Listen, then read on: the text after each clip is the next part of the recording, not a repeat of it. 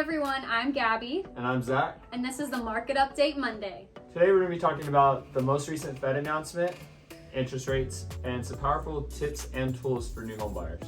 Since our last Market Update Monday, there's been a huge change in the market and specifically interest rates. And Zach's going to tell us about that. The Fed's most recent rate hike announcement, they hiked the rates about 75 basis points, and we saw a pretty steep incline in the interest rates. And that's led to a lot of fear in the overall market as a whole. And the whole reason for that was basically to tackle the big problem with inflation. It's been really stubborn. It's gone up a little bit, it's gone down a tiny bit, but we can't get a real grasp on it. So basically what myself and Zach is seeing in the market right now is that our buyers, many of them are getting either priced out or they're getting scared off by the interest rate hikes. And so the shift has given buyers a little bit more negotiating power. So what have you seen on your end? So what I've been telling my buyers right now in this market is that if you can still afford home ownership, which the majority of them can, you're likely going to be able to afford a little bit less house than you were looking at a month or two ago. That is okay, because you need to stay focused on what your goal is. And your goal is home ownership, not paying someone else's rent. Your home that you're buying doesn't need to be your dream home, especially if it's your first home. You should definitely try to just get into home ownership, find a home that obviously meets what you can qualify for and maybe needs a little bit of fixing up. Because as you pay down the balance and make your mortgage payments, you could be making tweaks to that home and building your equity so that when interest rates do go down, you're refinancing and you're not just then getting out of renting and trying to buy once all the flood of buyers hop in. You will have beat the curve by acting now. So the advantage of that is that your competition is much lower right now.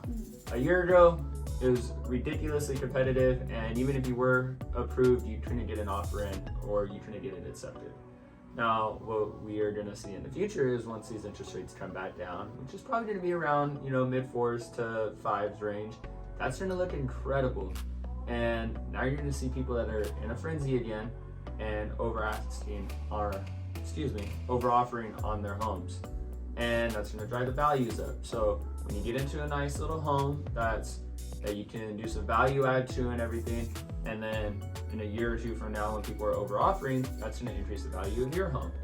And so it's kind of like this cyclical nature, and real estate is a cycle.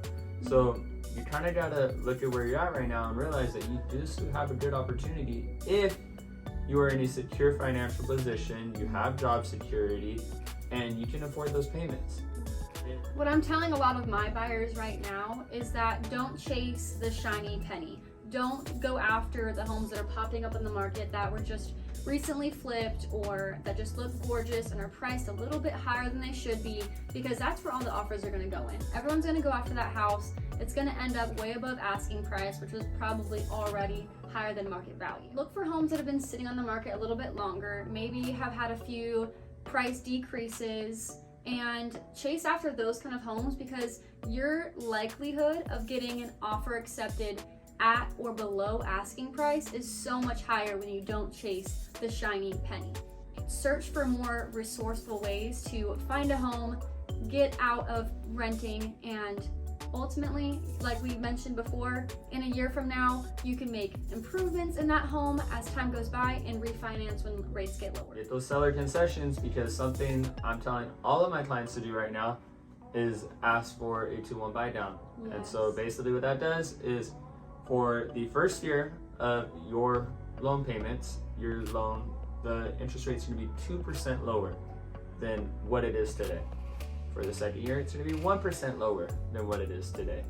And so you have 2 whole years of interest rate payments that are much lower than they are today. And within that 2 years, you can refinance at any point. So there's really no losing, and you as the buyer don't pay for it. It has to come from the seller.